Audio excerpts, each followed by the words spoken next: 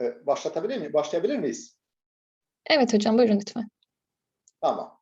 Euzu billahi mineşşeytanirracim. Bismillahirrahmanirrahim. Elhamdülillah ve salatu ve selamu ala Resulillah. Değerli arkadaşlar, Yusuf el-Qaradavi'nin Keyfe Neta'amelu ma'al Kur'an'l azim başlıklı kitabının 9. mu 10. mu? Yani bu son dersimizi yapmak üzere birlikteyiz. Tereddüt ettim, 9 muydu 10 muydu? İnşallah feyizli olur dersimiz. 24. sayfanın son paragrafındayız. 24. sayfanın son paragrafındayız. Konumuz ne? Kur'an-ı Kerim'in kaynağı, yani ilahiliği. Oryantalistlerin hemen umumen, yani tamamı Kur'an-ı Kerim'in yani Allah kelamı olmadığı haşa, Hz. Muhammed tarafından ya bilinçaltının ürünü olarak ya ehli kitap çevrelerinden sözlü olarak ya haşa biz mesela ümmi olarak biliyoruz Peygamber Efendimiz'i. Onlar bir kısmı Peygamberimizi ümmi bilmiyorlar. Yani okuma yazma bildiğini iddia ediyorlar ve bu yeteneğiyle bu birikimiyle Kitab-ı Mukaddes'ten, İncil'den, Tevrat'tan haşa alıntıladığını iddia edenler var. Arap örf adetlerinden, kültüründen yararlanarak oluşturduğunu söyleyenler var. Vesaire. Kimisi de diyorlar ki Hz. Muhammed bilinçli olarak haşa Kur'an'ı uydurmamış ama yani aldatmıyor ama aldanıyor. Yani kendisi Kur'an-ı Kerim'in Allah kaynaklı olduğunu sanıyor. Yani o şekilde kabul ediyor. Yani öyle bir samimi bir kanaati var. Kur'an o şekilde oluşmuş vesaire. Yani hepsi malumunuz öküzün altında buzağı aramak gibi kabilinden ithamlar. En son Qaradavi işte bunları özetle sunduktan sonra diyor ki İlâ gayri zâlike minedda'âvi elleti idda'avha ala Muhammedin as-sâdıkal emîn. İlâ gayri zâlike. Daha bunlar gibi minedda'âvi iddialar var. İddialar var. Elleti idda'avha ileri sürdükleri ala Muhammedin as-sâdıkal emîn. O sadık, dürüst, hiçbir yalanına rastlanmamış ve güvenilir, yani kavmi tarafından Muhammedül Emin diye adlandırılacak kadar güvenilir ve sadık, dürüst, hiç yalana tenezzül etmeyen Hz. Muhammed aleyhinde hakkında iddia ettikleri daha bunlar gibi iddialar var. Kema kana kavmuhu yusammunehu. Yani bu Muhammedül Es-Sadıkul Emin'i nereden çıkarıyoruz? Kema kana kavmuhu yusammunehu. Tıpkı halkının, yani içinde yaşadığı, doğup büyüdüğü, peygamberlik yaşına kadar hiçbir suçlamayla karşılaşmadığı ve onu bu şekilde adlandırıldıkları gibi Es-Sadıkul Emin, yani sadık, dürüst ve güvenilir Muhammed diye adlandırdıkları gibi. Kable bi'asatihi aleyhissalatu vesselam, peygamber olmadan önce bile onu bu şekilde kavmi nitelemişti. Fema cerrabu aleyhi keziben kattu. Yani asla onun bir yalanına rastlanmamışlardı. Yani harfi tercümesine fema cerrabu aleyhi keziben kattu, asla bir yalanını denememişlerdi. Yani bu tabii biz böyle tercüme etmeyiz Türkçe'de. Yani asla bir yalanına rastlamamışlardı. وَمَا كَانَ لِيَدَعَ الْكَذِبَ عَلَى النَّاسِ وَيَكْذِبَ عَلَى اللّٰهِ تَعَالَى. Gerçekten bu cümle altı çizilecek bir cümle.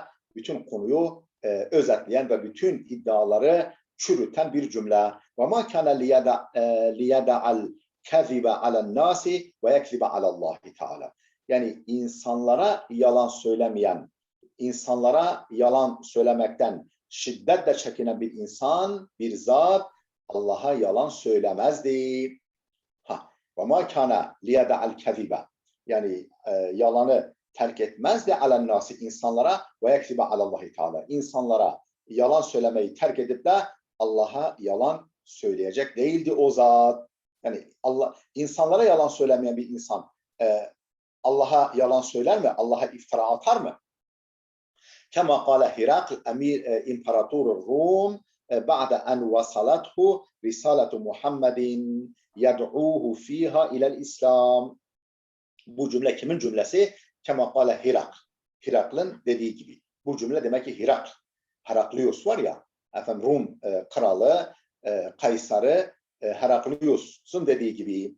Kimdir o Heraklius? Hirakl, İmparatoru Rum, Rum imparatoru, yani Bizans kralı. Ba'de en vasalatu risalatu Muhammedin, Hazreti Muhammed'in mektubu ona ulaştıktan sonra yad'uhu fiha ilel İslam. Nasıl içerikli bir mektup? Kendisini yani Hirakli İslam'a davet ettiği mektubu, Hazreti Muhammed'in mektubu kendisine ulaştıktan sonra bu cümleyi kullanmış. Ve ca'e bi cema'atin min kavmihi ve min husumihi. Efendim tabii o zaman Şam bölgesi, Suriye bölgesi de Bizans'a bağlı. Bizans'ın hakimiyetinde Kral Hirak o anda Şam'da bulunuyor. Kureyş'ten de bir takım adamlar, Ebu Süfyan başta olmak üzere bir takım adamlar ticaret için Şam'dalar. O sırada Şam'a gitmişler kervan ile beraber. Ve ca'e bi cema'atin min kavmihi. O Hirak kim var? Araplardan yani Muhammed'in kavminden kimler var? Bir arayın, bulun falan diye emretmiş. Ondan sonra başta Ebu Süfyan bir takım adamlar bulmuşlar. Mekkeli Kureyş'ten bir takım adamlar bulmuşlar. Ve ca'e bi cema'atin min kavmihi. Hirak Hazreti Muhammed'in kavminden bir topluluğu getirtmiş, huzuruna getirtmiş. Ve min husumihi, hatta hasımlarından, hısım değil, hasım, değil mi? Ebu Süfyan o zaman küfrün elebaşıydı, müşriklerin reisiydi. Hatta hasımlarından bir kısmı bu çağırdığı kimseler. Fese'elehum cümleten min el-es'iletil ed-dakikatil zekiye. Efendim bir takım ince ve zekice sorular, bir takım yani bir takım sorular sormuştu onlara. El-es'iletil dakikatil zekiye, çok zekice, çok böyle kurnazca ve ince sorulardan bir kısmını onlara sormuştu. Efendim arafa min ecubetiha enne Muhammeden huven nebiyyul muntazar ellezî yubeşşiru bihil mesih. Arafa min ecubetiha. O kavminden, o cemaatin cevaplarından öğrenmişti ki Hirak enne Muhammeden, Hazreti Muhammed huven nebiyyul muntazar, beklenen peygamberdir. Ellezî beşşara bihil mesih. Mesih bin Meryem, yani Hazreti İsa'nın müjdelediği beklenen Nebi'nin, peygamberin Hazreti Muhammed olduğunu o verdikleri cevaptan anlamıştı, öğrenmişti. Yani o sorular öyle sorular sormuş ki Hazreti Muhammed'in gerçek mahiyetini teşhis etmiş, fark etmişti artık. Ve ennehu lev kana indehu la ghasala an qadameyhi. Ve demişti ki ve ennehu, yani Hazreti Muhammed lev kana indehu, o anda yanında olsa la ghasala an qadameyhi, ayaklarını yıkayacağını söylemişti. O gerçek peygamberdir. O şu anda burada olsaydı onun ayağını yıkardım. Yani ona büyük saygı gösterirdim demiş. Ve ennehu lev kana indehu la ghasala an qadameyhi velakin min cevabihi lem yuvafiquhu ala velakin men havlehu lem yuvafiquhu ala itticahihi. فآثر إرضاءهم وغلب حب ملكه على الإسلام. Peki bu kanaate vardığına göre neden Müslüman olmadı? Neden teslim olup Hazreti Muhammed'e tabi olmadı? Onun cevabı velakin men havlehu lem yuvafiquhu ala itticahi. Yani etrafındaki adamlar, yani işte orada kardinaller var, piskoposlar var, din adamları var, vezirleri var vesaire. Onlar, etrafındaki adamlar onun bu yönelişini onaylamadılar, muvaffakat etmediler. Yani onu bu tasvip etmediler. Yani onu bu yönelişini feâthara irdâ'ahum, o da onları memnun etmeyi tercih etti. Ve galebe hubbu mulkihi alel İslam. Krallığının sevgisi, yani hakimiyet sevgisi İslam'a galip geldi, Müslüman olmaya galip geldi, baskın geldi, Müslüman olmadı, yani krallığı elden gitmesin diye. Çünkü efendim Müslüman olsa o da sıradan bir insan gibi olacak. El-muhim enne Hirakl sa'allehu hel cerrabtum aleyhi keziben. Yani önemli olan şu, yani bizim konumuzla, şu bağlamamızla ilgisi olan husus nokta şudur. Enne Hirakl sa'alehum, Hirakl onlara şunu sormuştu. Hel cerrabtum aleyhi keziben. Onun bir yalanına rastladınız mı hiç? Fekalu dediler. Ma cerrabna aleyhi keziben. Ve kizben de okunabilir arkadaşlar. Biz onun yalanına asla rastlamadık. Onun hakkında bir yalan yani denemedik. Yani öyle bir yalanına rastlamadık hiç.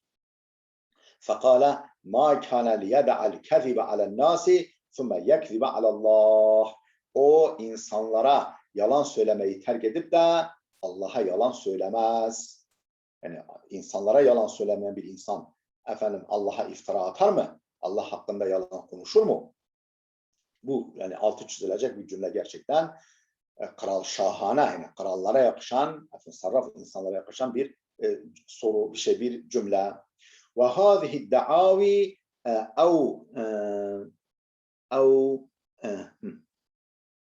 ve hâzihi da'avi bir dakika elleti yuradduhul mübeşşirul mustajibuna. Bu kelime çıkaramadım. Özür dilerim. Buldum. Anladım. Ve hâzihi da'avi evittuhem. Bu iddialar veya töhmetler, yani suçlamalar, bu iddialar veya bu suçlamalar, töhmetler elleti yuraddiduhul mübeşşiruna vel mustaşrikuna el-yevm, günümüzde, yani bugün misyonerlerin ve oryantalistlerin yuraddiduha tekrar ettikleri, tekrar demek, tekrar ettikleri bu iddialar ve bu töhmetler, suçlamalar eşbehu bittuhemilleti kâne yuraddiduha kuffaru Kureyş'in el-vesaniyun. El-vesaniyun yani putperest Kureyş kafirlerinin tekrar ettikleri töhmetlere, suçlamalara ne kadar da çok benziyor. Çok benziyor. Eşbehu bittuhemi. Yani çok benziyor. Elleti o töhmetler ki kâne yuraddiduha kuffaru Kureyş'in el-vesaniyun ve radda aleyha'l Kur'anu fi hiniha. Kureyş putperestleri aynı soruları, aynı ithamları tekrar etmişler, iddiaları tekrar etmişler. Kur'an'da fi hiniha, anında reddetmiş, anında çürütmüş. Tabii orada çürütülen o suçlamalar aynen günümüzde de geçerlidir. Yani Allah'ın kelamı böyle, yani ezeli ve ebedi bir kelam, bir hitabe. Yani bugünden nelerin tekrar edileceğini Allah biliyor tabii ve onların cevabını ta o günden vermiş. Kema fi kavlihi subhanahu. Efendim şu ayet-i kerime buna örnektir. Şu ayette olduğu gibi. Estaizu billah ve kâlellezîne keferû in hâzâ illa ifkun iftarahu ve a'ânehu aleyhi kavmun âkharûn fekad câû zulmen ve zûrâ وقالوا أساطير الأولين اكتتبها فهي تملى عليه بكرة وأصيلا قل أنزله الذي يعلم السر في السماوات والأرض وقال الذين كفروا والكافرler dediler ki in hâzâ yani ma hâzâ anlamında in nafiyedir. İn hâzâ illa ifkun iftarahu, bu ancak uydurduğu bir iftiradır. Bu Muhammed'in uydurduğu bir iftiradır dediler. Ve a'anehu aleyhi kavmun âkharûn, başka bir takım adamlar da bu konuda ona yardım etmişler. Yani Kur'an'ı uydurma konusunda haşa. Kavmun âkharûn fakat câû zulmen ve zûrâ. Onlar büyük bir zulüm ve büyük bir iftira ortaya koydular bu iddialarıyla. Fakat câû yani geldiler, vardılar, başvurdular. Zulmen ve zûrâ, bir zulme, haksızlığa ve bir iftiraya başvurdular bu sözleriyle. Ve kâlû esâtirul evvelîn, bir de geçmişlerin masallarıdır dediler Kur'an için. İktetebeha, efendim birilerine dikte ettiriyor. İktetebeha, yani başkaları ona dikte ettiriyorlar. Yani başkaları söyleyip o yazıyor. Fehye, o haşa kaleme alıyor. Fehye tumla aleyhi bukraten ve asila, sabah akşam ona yazdırılıyor, ona dikte ettiriliyor dediler Kureyş müşrikleri. قُلْ أَنْزَلَهُ الَّذِي يَعْلَمُ السِّرَّ فِي السَّمَاوَاتِ وَالْأَرْضِ. De ki onu göklerde ve yerde bütün incelikleri bilen Allah, bilen zat indirmiştir. Yani Kur'an-ı Kerim'i söyleyebilmek, Kur'an-ı Kerim'i ortaya koyabilmek için göklerde ve yerde ne kadar sır varsa hepsini bilmek lazım. Yani bu cümle bütün iddiaları çürütüyor. Kur'an öyle bir kelamdır ki ancak insanların yaratıcısı, göklerin yaratıcısı, yerlerin yaratıcısı, ahiretin yaratıcısı, kainatın dev bir atomdan oluşturularak yaratılışı elinde olan, yaratılışına sahip olan bir zat bunu söyleyebilir. Çünkü kainatı, insanları, ahireti, mahşeri, cenneti, cehennemi öyle anlatıyor ki hem de böyle yani doğru bir şekilde görür, yani gözü önünde bir şekilde öyle tavsif ediyor ki bunu ancak Allah söyleyebilir. Başka hiçbir beşer bunu söyleyemez. Yani yapan bilir, bilen konuşur. Ve bilen konuşunca da onu dinlemek lazım. Allah yapmıştır, bütün bunların yaratıcısıdır. O biliyor, bilen konuşuyor. Kur'an'da Allah konuşuyor. وأحيانا يتحيرون في حقيقة هذا القرآن. Bazen de bu Kur'an'ın hakikati konusunda hayrete düşüyorlar. Yani şaşkınlık yaşıyorlar. Ve ahyanen hinen çoğuludur hin. Yani zaman zaman, anda an, zaman zaman yetehayyaruna şaşkınlık yaşıyorlar. Fi hakikati hadal Kur'an. Bu Kur'an hakikati konusunda tutarsız, birbirini tutmaz, birbirini çürüten, birbirine taban tabana zıt sözler söylüyorlar. Ne diyeceklerini bilemiyorlar. Şaşkındırlar bu konuda. Ve hakikati men ca'a bih. Yani Kur'an'ın hakikati ve Kur'an'ı getirip ortaya koyan Hz. Muhammed'in hakikati konusunda bazen hayret yaşıyorlar. Yani şaşkınlık yaşıyorlar. Ve yentakilûne min da'ven ila uhra fil hal. Aynı anda bir iddiadan başka bir iddiaya intikal ediyorlar. Yani bir ak diyorlar, tabiri caizse bir kara diyorlar. Yani bir dedikleri bir dediğini tutmuyor. La yasbutuna ala şey'in minha minel da'avi. O davalardan, o iddialardan bir tanesi üzerinde karar kılamıyorlar. Duramıyorlar. Oradan oraya savrulup duruyorlar. Kema kâle Teala, nitekim Allah Teala şöyle buyurmuş. Bel kâlû adgâsu ahlâmin bel iftarâhu bel huve şair. Dediler ki müşrikler dediler ki adgâsu ahlâmin. Bunlar saçma sapan türünden rüyalardır. Adgâsu ahlâm. Saçma sapan, hakikatsiz, yalan yanlış rüyalardır. Bel iftarahu. Hayır onu uydurmuştur Muhammed. Bel huve şair. Hayır o şairdir. Yani rüyadır. Yok uydurmuştur. Yok şairdir. Bunlar birbirine tamamen taban tabana zıt şeylerdir. Yani rüyaysa nasıl uydurmuş? Yani rüya görüyor insan. Yani uydurmaz ki. Şairse nasıl rüyadır veya nasıl uydurmuştur vesaire. Yani birbirini tutmaz iddialar. Enbiya suresi 5. ayet. ثُمَّ غَلَبَهُمُ الْقُرْآنُ بِحُجَجِهِ وَبَيَانِهِ. Sonra Kur'an hepsini bastırmış. Galabehumul Kur'an hepsine galip gelmiş, hepsini bastırmış. Bihücecihi, getirdiği ikna edici akli delilleriyle ve beyanihi, apaçık beyanıyla, anlatımıyla, hakikate ışık tutmasıyla ve hüccetleriyle Kur'an onların hepsine baskın gelmiş, galip gelmiş, söndürmüş. Yani ne derler? Bir tane hakikat bir harman yalanı yakar, kül eder. Bir hakikat tanesi bir harman yalanı bir anda çürütür, yok eder. Böyle Kur'an gök gürlemesi gibi geldiğinde bütün diğer sesler kısılmış. فَاَذْعَنُوا لَهُ. Yani Kur'an hepsine galip gelmiş, hüccetleriyle, beyanlarıyla. فَاَذْعَنُوا لَهُ. Onlar da ona boyun eğmişler. Kim mesela? Diyelim ki Amr bin As, Halid bin Velid, hatta Ebu Süfyan, değil mi?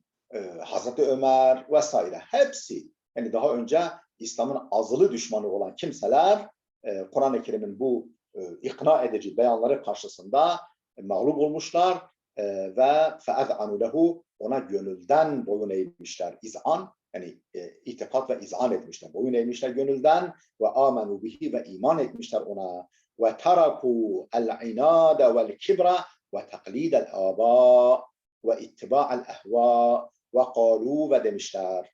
Ve hani ona iman etmişler, inadı terk etmişler, kibri terk etmişler, ataları körü körüne taklidi terk etmişler ve ittiba el-ehva, hava ve heveslerine tabi olmayı terk etmişler ve kalu demişler ki Rabbena innena semi'na munadiyen yunadi lil imani en aminu bi rabbikum fe amennâ.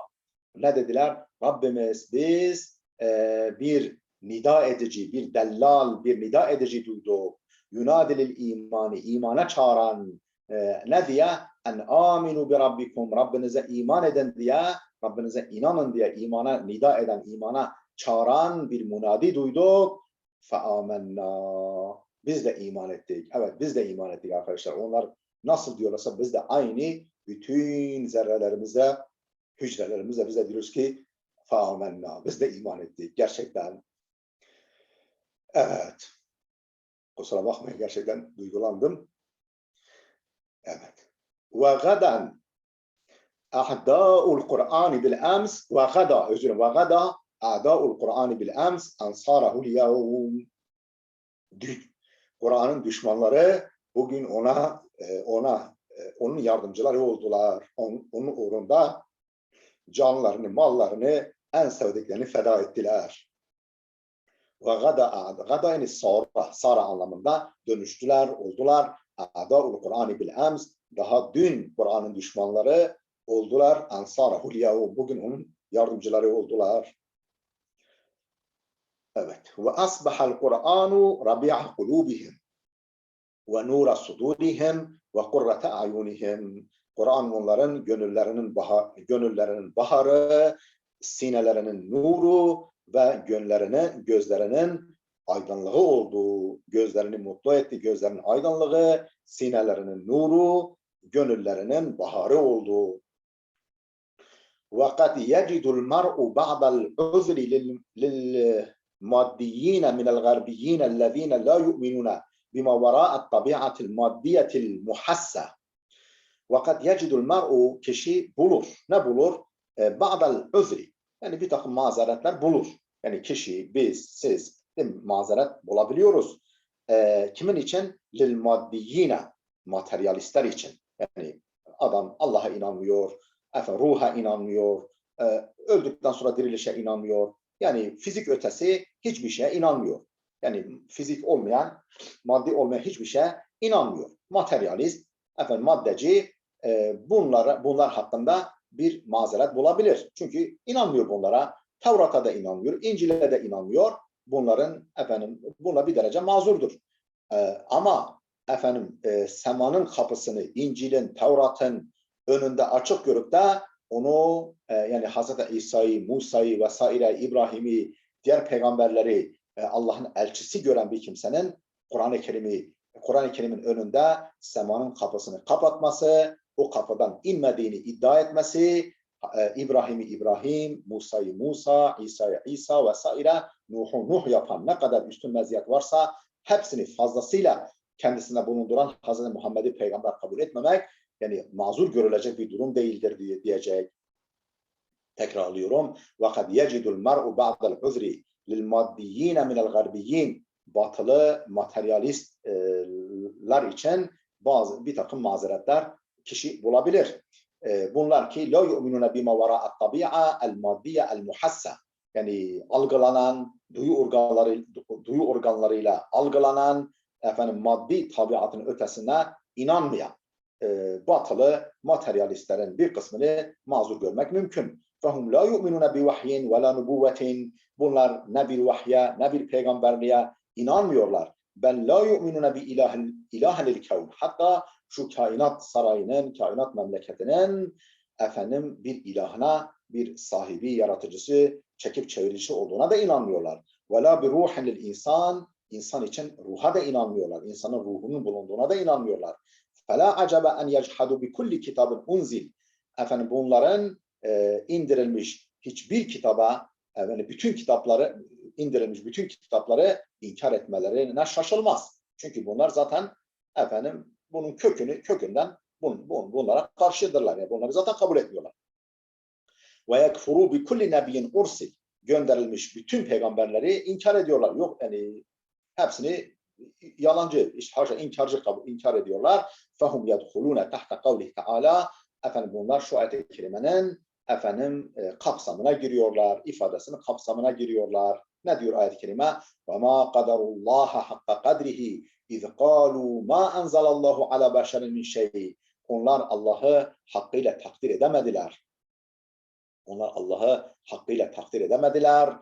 Allah'ın neler yapabileceğini değerlendiremediler. اِذْ قَالُوا şöyle derlerken مَا أَنْزَلَ اللّٰهُ عَلَى بَشَرٍ مِنْ شَيْءٍ. Allah hiçbir beşere herhangi bir şey indirmemiştir derken Allah'ı hakkıyla takdir edemediler.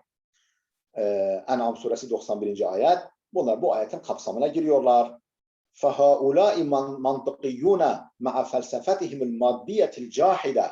Bunlar inkarcı, materyalist felsefeleriyle uyum içindedirler. فَهُمْ مُنْطَبِعُونَ. مَنْطِقِيُّونَ. Bunlar mantıklıdırlar. Yani mantıklı düşünüp, mantıklı konuşuyorlar. Neye göre? مَعَ فَلْسَفَتِهِمُ الْمَادِّيَةِ الْجَاحِدَةِ. O bütün yukarıda söylediklerimizi inkar eden maddeci felsefeleriyle mantıklı yürüyorlar. Yani onların bu felsefesine uygundur dedikleri. Bu mantıkları var. Mantıklı sözleri, mantıklı tutumları kendilerince var. İza enkaru nubuvvete Muhammedin, Hazreti Muhammed'in peygamberliğini inkar ederlerken kendi felsefeleriyle uyum içindedirler. Yani mantıklı bir tavır, tutarlı bir tavır sergiliyorlar. Ve asarru ala beşeriyetil Kur'an. Kur'an'ın haşa beşer kaynaklı olduğunda ısrar ederlerken, Hazreti Muhammed'in peygamberliğini inkar ederlerken kendi inkarcı, materyalist felsefeleriyle mantıklı düşünüyorlar, konuşuyorlar. Emmellezî lâ yenqadî acebul insâni min mevkifihim. Fakat tutumlarından dolayı insanların bitmez tükenmez hayret etmesi gereken şudur. Emmellezî lâ yenqadî, bitmez tükenmez acebul insâni min mevkifihim. Mevkif tutum demek. Tutumlarından insanın yani bitmez tükenmez hayrete düştüğü kimseler şunlardır. Fehumul mubeşşirûne vel müsteşrikûn. Misyonerler ve oryantalistlerdir. Ellezîne lâ yu'minûne binubuvveti Musa ve İsa. Bunlar ki Musa'nın, İsa'nın peygamberliğine inanıyorlar. Ve yu'minûne bi ilahiyeti Tevrat ve İncil. Tevrat ve İncil'in ilahi kaynaklı olduğuna iman ediyorlar. Ve ennehuma kitabani min indillah mukaddesani. Allah katından iki kutsal kitabı olduğuna inanıyorlar. İncil ve Tevrat'ın ma'a ma dakhala ala Tevrat min tahrifin ve tebdil. Tevrat'ın başına gelen, dakhala ala başına gelen, yani uğradığı min tahrifin ve tebdil. Tevrat'ın uğradığı, Tevrat'ın başına gelen tahrif ve tebdille beraber onu ve İncil'i kutsal iki kitap ve Allah kaynaklı iki kitap olduğuna inanıyorlar. Fakat fakadet Tevratul asliyete özür dilerim. Fakat fukidet Tevratul asliyetu hine harrakaha's Babiliyyun fi gazvihim li Bani İsrail. Fakat fukidet kaybolmuştur, yitirilmiştir. Tevratul asliye, orijinal Tevrat ne zaman? Hine harrakaha's Babiliyyun, Babiller, Buhtu Nasır komutasındaki Babilliler o Tevrat'ı yaktıklarında fi gazvihim li Bani İsrail, Bani İsrail'i işgal ederlerken, Bani İsrail memleketini işgal ederlerken, onları esir alırlarken, sürgün ederlerken, Babil sürgünü diyorlar. Yaktıklarında Tevrat'ı orijinali o zaman yitirilmiş ta o gün. وَظَلَّتْ مَفْقُودَةً عَشَرَاتِ السِّنِينَ. Onlarca sene yitik kalmış, kayıp kalmış. ثُمَّ جَاءَ عَزْرَا فَكَتَبَهَا مِنْ حَفْظِهِ. Sonra Azra denilen bir zat çıkmış, onu hafızasından, belleğinden yeniden yazmış ve mimma semi'ahu mimmen havlehu ve etrafındaki kimselerden duyduğu şeylerle, duyduğu kaynaklarla ve bir kısmını hafızasından yeniden yazmış.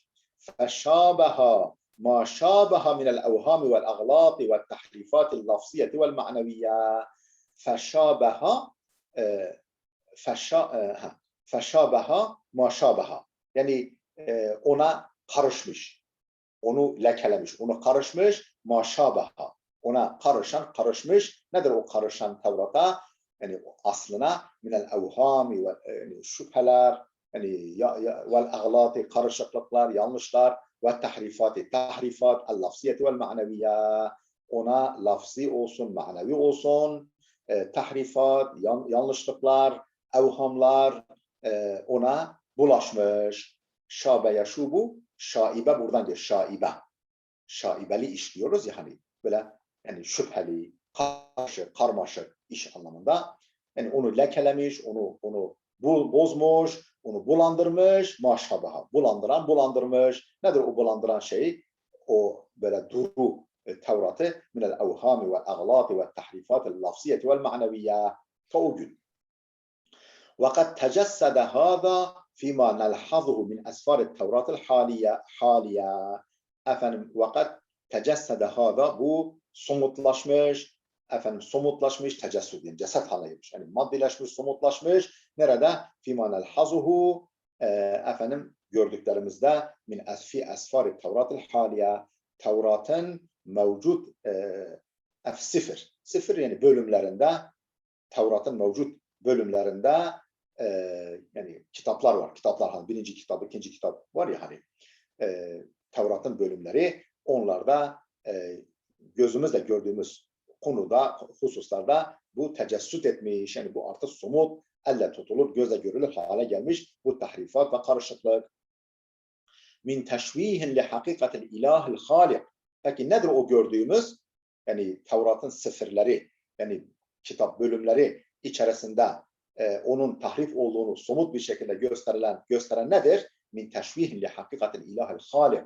O yaratıcı ilahın hakikatini yani hakikatini ne diyelim teşvih, biraz yani imajını bozmak. Yani Tanrı'nın imajını bozan. Tanrı'nın, Allah'ın ne diyelim imajına yakışmayan, tanrılığına yakışmayan, onu lekeleyen şeyler. Min teşvihin li hakikatil ilahil halik. اَلَّذِي يَجِبُ اَنْ يَرْتَصِفَ بِكُلِّ kemal. O ilahi halik ki her türlü kemalla. Buyurun efendim. Bir şey mi diyecektiniz? Yani Allah denilince nasıl olması lazım? Yani Allah, ilah, Rabbul Alemi nasıl olmalı? Efendim her türlü kemalla muttasıf olmalı. Her türlü güzel, mükemmel niteliklerle nitelenmiş olmalı. Değil mi? Bu zorunlu. Ama işte o Tevrat'ın sifirleri yani bölümleri arasında yer alan Allah hakkındaki bilgiler Allah'ın imajını bozuyor. Allah'ın uluhiyet vasfını zedeliyor. O ilah ki ellezî yecibu en yettasife bi kulli kemal. Her türlü kemal ile muttasıf, üstün niteliklerle nitelenmiş olması gereken ve yetenezzehe an kulli naqsin, her türlü kusurdan münezzeh, pak, yüce ve uzak olması gereken Allah'ın imajını bozan ifadeler var. Mesela فَالتَّوْرَاتُ تَصِفُهُ كَمَا فِي السِّفْرِ التَّكْوِينِ. Mesela tekvin bölümünde, tekvin babında Tevrat'ın Allah'ı nitelemesi, şu şekilde nitelemesi buna örnektir. فَالتَّوْرَاتُ تَصِفُهُ. Nitekim Tevrat onu Allah'ı niteliyor. كَمَا فِي السِّفْرِ التَّكْوِينِ. Tekvin bölümünde olduğu gibi neyle? Bil-cehli, haşa cahillikle Allah'ı niteliyor. Vel-aczi, acizlikle, ve-nedemi, pişmanlıkla, vel-hasedi, kıskançlıkla, ve nahviha min sıfatil beşeril mahlukînen nâkısîn. Efendim yaratılmış, eksik, beşer sıfatlarından olan cehalet, acizlik, pişmanlık, haset vesaire sıfatlarla Allah'ı niteliyor. Tekvin bölümünde. Ve mislu zâlike, bunun bir örneği de teşvihu, orada te değil ya şin olması lazım. Orada bende te gibi gelmiş ikinci harf. teşvihu suratı rusuli vel enbiya. Yani bu tahrifatın bir başka örneği Resul ve Nebilerin imajlarının bozulması.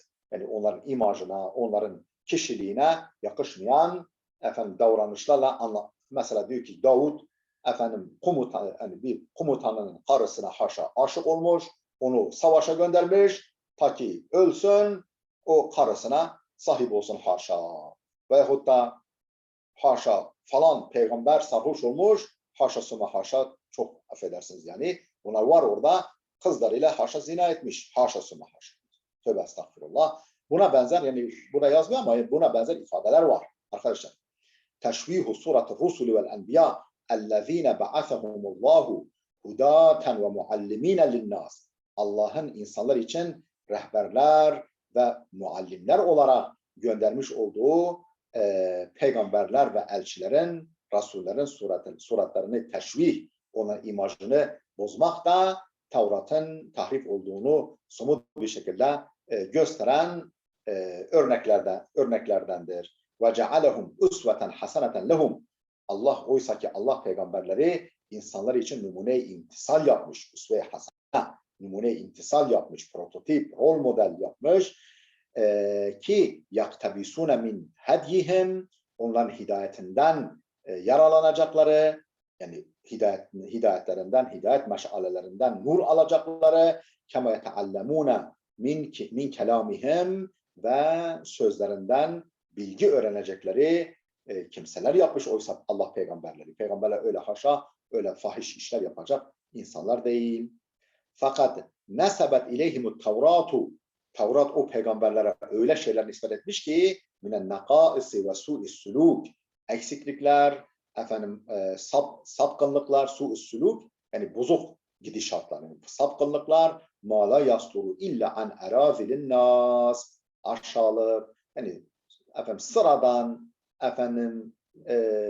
karaktersiz, vasıfsız insanlardan ancak sadır olabilecek kötü yani eksiklikler ve kötü davranışlar, sapkınlıkları onlara nispet etmiş, peygamberlere nispet etmiş. Tevrat, tabi mevcut Tevrat, haşa asıl orijinal Tevrat değil arkadaşlar. Ve fi Tevratil haliye, mevcut hali hazırdaki Tevrat'ta var. Ne var? Tealimu garibe, garip öğretiler, misle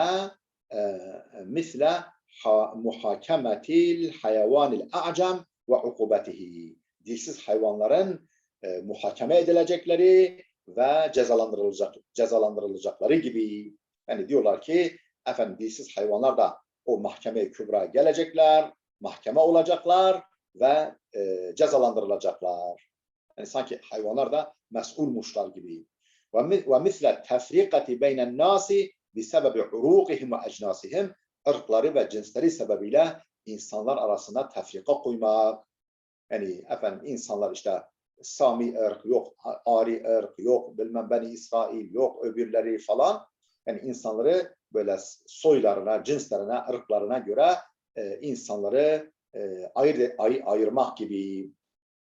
Ve tafdili ba'dihim ala ba'din, bir kısmını bir kısmından üstün tutmak gibi. Bel istibadi ba'dihim li ba'd. Hatta bir kısmının bir kısmına köle olması gerektiği gibi. Yani bir kısmı diğer bir kısmını, yani hani var ya işte bütün insanlar aslında İsrailoğullarının köleleridir. Haşa. Hepsi yani ona üstün ırktır, öbürleri onların kölesi. Hakikat fiilen de dünyayı o şekilde maalesef yönetiyorlar bir avuç o insanlar. Bel istibadi, yani abd edilme, köle yapma, ba'dihim li ba'din misla şa'bi Ken'an ellezî yecibu en ya'işe ebeden muabbeden li beni İsrail. Kıyamete kadar, sonsuza değin İsrail oğullarına köle olarak yaşaması gereken Kenan halkı, yani Şa'bi Kenan, yani Kenaniler gibi. Yani diğer bütün insanlar, yani hepsi İsrailoğullarının kölesi. Ellezî yecibu en ya'işe ebeden muabbeden li beni İsrail. Herkes onlara hizmet etmek, onlara yani köle olmak için yaşamak zorunda. Hâzâ fi şe'ni Tevrat. Tevrat'ın durumu bu. Tevrat'ın durumu hakkında biz bunları söylüyoruz. Emmel İncil ellezî enzelehullahu alel Mesih aleyhisselam. Allah Teala'nın Hazreti Mesih'e indirmiş olduğu İncil'e gelince فَلَا yu'rafu ve la yucedu fi eyyi mekan. Yani hiçbir mekanda ne biliniyor ne de bulunuyor. Yani orijinal İncil, Allah Celle Celaluhu Hazreti İsa Mesih'e indirmiş olduğu İncil, gerçek İncil, فَلَا يُعْرَفُ وَلَا يُوجَدُ فِي اَيِّ mekan. Hiçbir yerden ne biliniyor ne bulunuyor. Yok. Yani aslı esası yok. Şu anda yani yeryüzünde yok. Yani ne Yani, hocam yani buyurun efendim. yani hiçbir yerde bulunmuyor derken yani. Yani gerçek İncil yok. Hiçbir yerde yok. Ha. Yani yeryüzünde yok. Yani gerçek İncil yok. Şimdiki İncil o zaman ne? Onu söyleyecek şimdi May. Ha. Ona hakkında bilgi verecek şimdi. Pardon hocam. Estağfurullah. Yani 4. yüzyılda bilmem İznik konsili var ya, İznik'te konsil toplanmış. Yani işte heyet toplanmış. Ondan sonra bilmem şu kadar 70 şu kadar İncil'den bu 4 İncil seçilmiş. Yani bu mevcut İncil'lerin o zamana kadar şey yok bile. Sıradan İncil'lerdi yani diyecek şimdi. O da 4. miladi yüzyıl yani 4. yüzyıl. Peki şimdi sizin sorunuza cevap verecek şimdi. Ve innemellezî vucid, o mevcut olanlar nedir ya? Ve innemellezî vucid, yani şu anda mevcut olanlar ne? Siyerun ketebaha ba'dehu bi zamanin gayri yasir, yani kısa olmayan bir zaman sonra, İsa'dan çok da kısa olmayan bir zaman sonra yazdığı bir siyerdir. Siyer yani biyografi. Hazreti İsa'nın biyografisidir. Siyerun ketebaha ba'dehu bi zaman gayri yasir. Kim yazmış? Ba'du telamizihi misle Metta ev telamizi telamizihi. Yani İsa'nın havarilerinden veyahut da havarilerin yani öğrencilerinden. Bilugatin la tucedu minha nuskhatun asliyetun. Efendim bir dille ki asli nüshası şu anda mevcut olmayan bir dille yazmış. Yani şu anda o yani onların yazdıkları o İncil'ler yani aslında Hazreti İsa'nın biyografileridir bunlar. Yani arada tabii şeyler de var. Mesela yani diyelim ki İsa'nın falan yerdeki vaazı, dağdaki vaazı veya şuradaki hitabesi falan arada yani bizim siyer kitabı mesela İbn Hişam'ın siyeri gibi efendim işte şunun siyeri, İbn İshak'ın siyeri gibi yani Peygamberimizin yani hayatını anlatan kitaplar gibi yani. Öyle algılayın. Arada tabii Peygamberimizin sözleri var. Arada ayetler de olabiliyor. Hani bizim siyer kitaplarında belugatin la tucedu minha nuskhatun asliyet. Bir dille ki yani bir dille ki şu anda o dille yazılmış asli nuska yok. İnnema tucedu tercematun leha bilugatin uhra.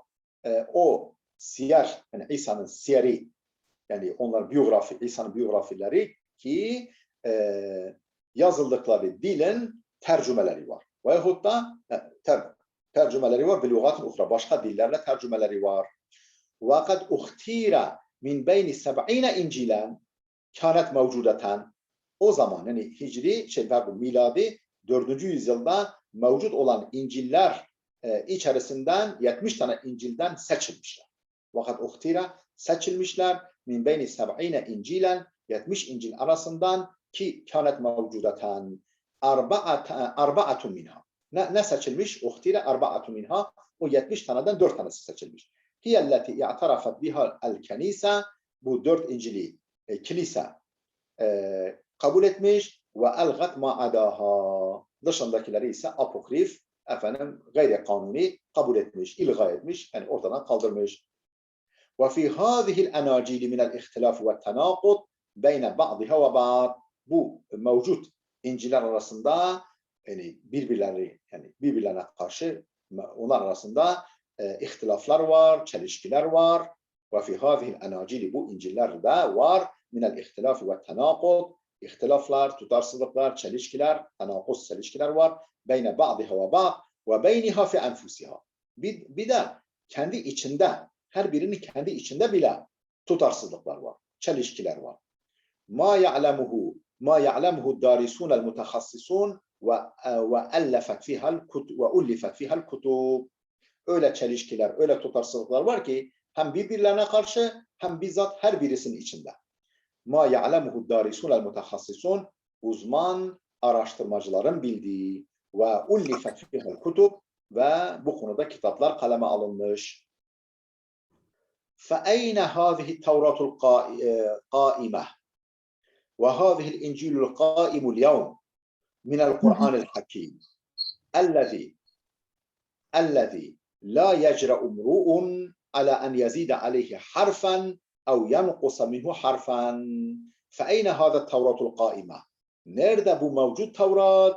وَهَذَا الْاِنْجِيلُ الْقَائِمُ الْيَوْمِ, bugün mevcut olan İncil nerede? Efendim, bugün mevcut olan Tevrat nerede? Minel Kur'an-ı Hakim. Kur'an-ı Hakim nerede?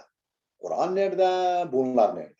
Ellezî, o Kur'an-ı Hakim ki la yecra umru'un, hiçbir beşer cüret edemez, cesaret edemez, ala en yazide aleyhi harfen, ondan bir harf, ona bir harf ilave etmeye, ev yanqusa minhu harfen, veyahut da ondan bir harf eksiltmeye hiçbir beşerin cesaret ve cüret edemeyeceği Kur'an-ı Hakim nerede?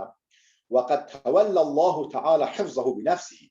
Allah onu korumayı bizzat üstlenmiştir. وَقَدْ تَوَلَّ اللّٰهُ, Allah üstlenmiştir. حِفْظَهُ, حِفْظَ Kur'an, بِنَفْسِهِ, bizzat. Kema قَالَ Teala, nitekim Allah şöyle buyuruyor. اِنَّا نَحْنُ نَزَّلْنَا الذِّكْرَ وَاِنَّا لَهُ لَحَافِظُونَ. Kur'an'ı biz indirdik, biz. Onu koruyacak olan da biziz, biz. Hicr suresi 9. ayet. Kema senubeyyinu zâlike amma qarîb. Yakında, pek yakında nitekim bunu açıklayacağız. Kaç dakikamız oldu arkadaşlar? Böyle daldık gittik ama. Vaktimiz var mı? Evet hocam, devam edebiliriz. Kaç dakikamız var? 1 saat olmasına 13 dakikamız var hocam, ama siz ne kadar uygun görürseniz. Tamam, inşallah 13 dakika devam ederiz. Evet. وَاَيْنَ مَا تَضَمَّنَتْهُ التَّوْرَاتُ وَالْاِنْجِيلُ مِمَّا تَضَمَّنَهُ الْقُرْآنُ مِنْ عَقَائِدَ وَعِبَادَاتٍ وَمَعَارِفَ وَمَفَاهِيمَ وَقِيَمٍ وَأَخْلَاقٍ وَتَشْرِيعَاتٍ وَمُعَامَلَاتٍ وَأَنْبَاءٍ عَنْ عَالَمِ الْغَيْبِ وَعَالَمِ الشَّهَادَةِ وَلَفْتِ الْأَنْظَارِ إِلَى آيَاتِ اللّٰهِ تَعَالَى فِي الْآفَاقِ وَفِي الْأَنْفُسِ. Yani İncil ve Tevrat'ın içerikleri nerede? وَاَيْنَ مَا تَضَمَّنَتْهُ التَّوْرَاتُ وَالْاِنْجِيلُ. İncil ve Tevrat ve İncil'in tazammun ettiği içerik, içerdiği şeyler nerede? Mimma tadammanahul Kur'anu. Kur'an'ın tazammun ettiği, Kur'an'ın içerdiği hususlar nerede? Nedir o Kur'an'ın içerikleri? Min akaide, inanç esasları ve ibadatin, ibadet esasları ve maarife, marifetler, imani bilgiler ve mefahime, güzel kavramlar, takva gibi, salah gibi, ihsan gibi, ve kıyamin ve ahlakın, değerler, ahlak, yüksek ahlak, ve teşriatin, yasalar, ve muamelatin, muameleler, ve enba'in an alemil gaybi ve alemil şehade, aleme gayb ve aleme şehadede ilişkin önemli haberler. Enba, nebe'in çoğuludur, önemli haber demek. Nebe suresi. Ve enba'in an alemil gaybi, gayb aleminden önemli haberler, aleme şehadetten önemli haberler. Ve leftil anzari ila ayatillahi teala fil afaki ve fil enfus. Enfus yani insan vücudunda, insanların iç dünyalarında, vücutlarında ve afakta, yani insan vücudunun dışındaki ilahi ayetlere, ilahi kudret delillerine, tevhid delillerine nazarları çevirmek gibi. Kur'an'ın içerikleri nerede? Tevrat ve İncil'in içerikleri nerede?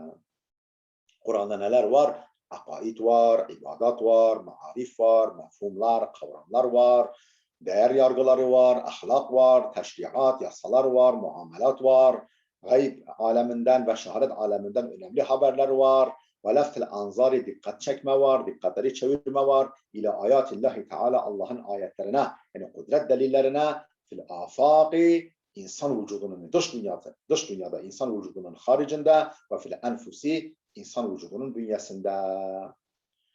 Yani onun kalbine, gözüne, organlarına dikkatleri çekiyor. Yani Allah'ın enfusi ve afaki delillerine, kudret delillerine Kur'an dikkat çekiyor. La yastati'u.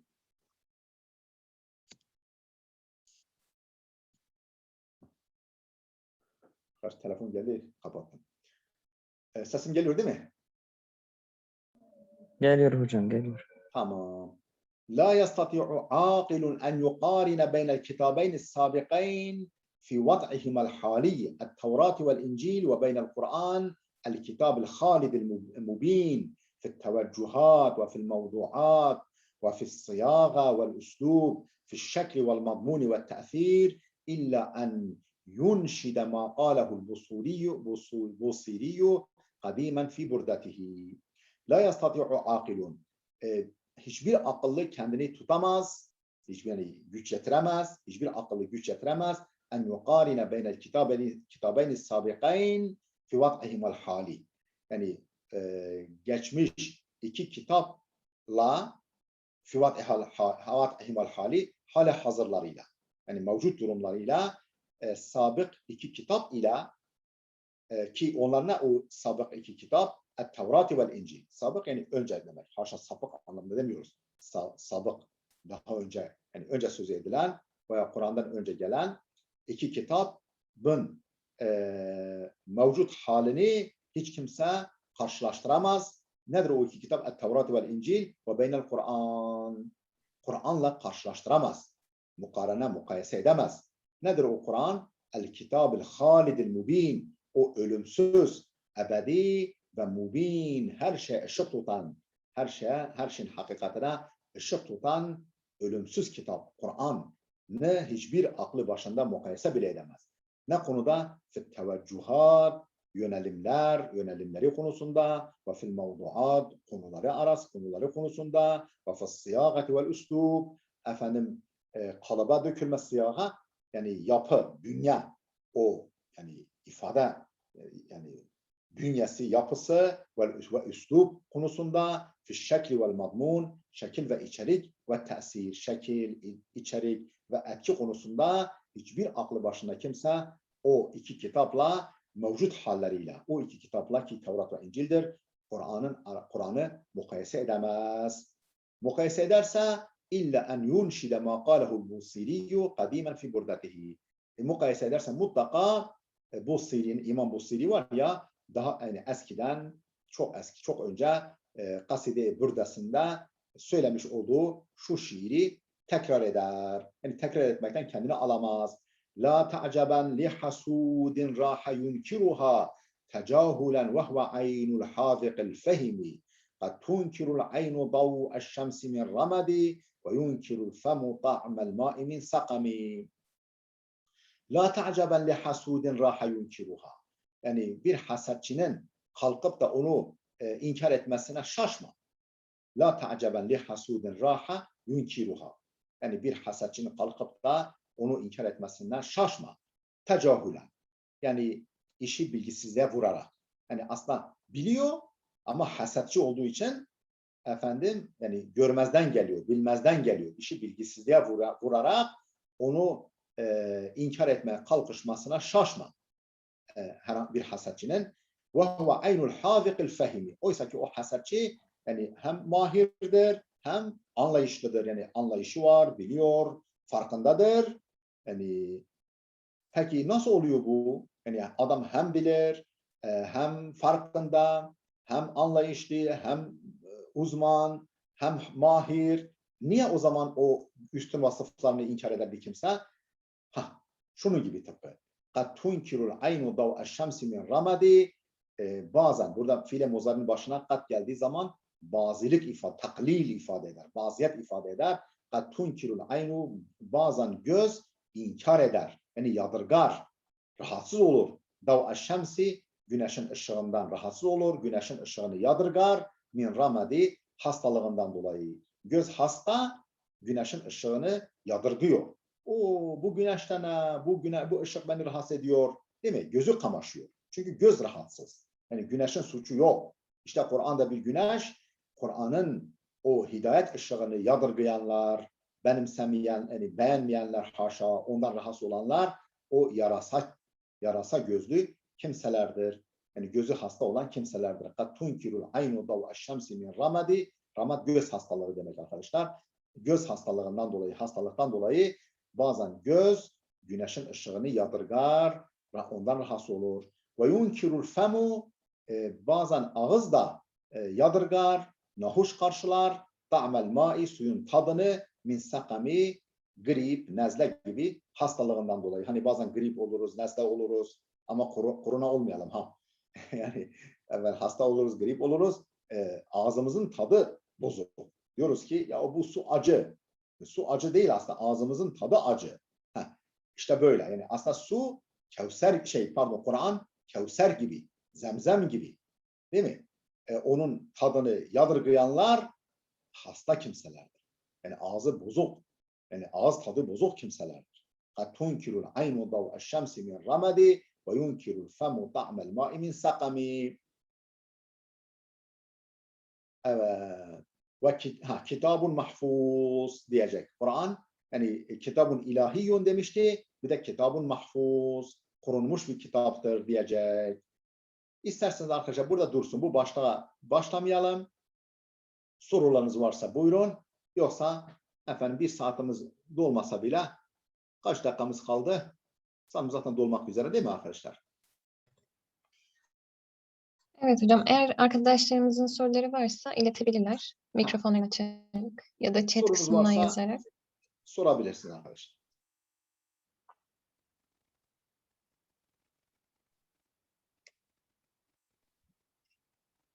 Galiba soru yok hocam. Soru yok mu? Nasıl ders? Bu kitap güzel mi? Faydalı mı arkadaşlar? Nasıl buluyorsunuz? Evet, çok güzel hocam bence. Bence de güzel. Gerçekten Allah çok razı güzel. olsun. Allah zaten Çok bugün iyi bir kitap gerçekten. gerçekten. Allah cümlemizden razı olsun inşallah. Hüsnü kardeşim. Evet. Böyle arkadaşlar bu gibi mesela Mustafa Sibai var. Ona çok mesela bugün aklıma böyle geldi. Ahlakunal içtimaiye. Yani sosyal ahlakımız, yani içtimai ahlakımız. Okumuştuk eskiden. Öyle mesela diyor ki nisauna fil buyut, benatuna fil buyut, evladuna fil buyut, abauna fil buyut. Efendim böyle evdeki kızlarımız, evdeki o erkek çocuklarımız, evdeki annemiz, evdeki bunlara nasıl da ayaduna, bayramlarımız, ondan sonra vesaire böyle sosyal hayatı anlatan çok kıymetli kitaplar var. Yani keşke vaktimiz olsa onların hepsini okusak. Hepsini okusak yani. İnşallah. Hani en azından yolunda ölürüz ya demiş, hani yolunda ölürüz. Karınca hacca gidiyormuş, karınca. Demiş ki nereye? Demiş hacca. Bu ayakla mı? Hiç olmazsa yolunda ölürüm, o yolda ölürüm demiş. Yani böyle o kitap, çok kıymetli kitaplar var. Okunacak arkadaşlar gerçekten.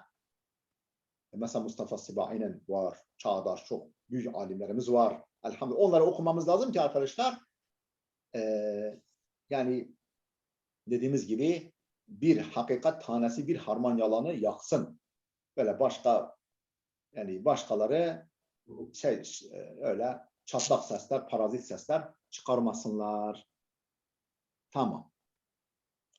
O zaman eğer Evet hocam. sorunuz da yoksa burada duralım inşallah. Gelecek ders devam edeceğiz kaldığımız yerden. Allah'a emanet olun diyelim. Çok teşekkür ederiz hocam. Allah Teala razı olsun. Allah sizleri muvaffak etsin. Hayırlı Amin. başarılar dilerim kardeşler. Hayırlı akşamlar. Hayırlı akşamlar.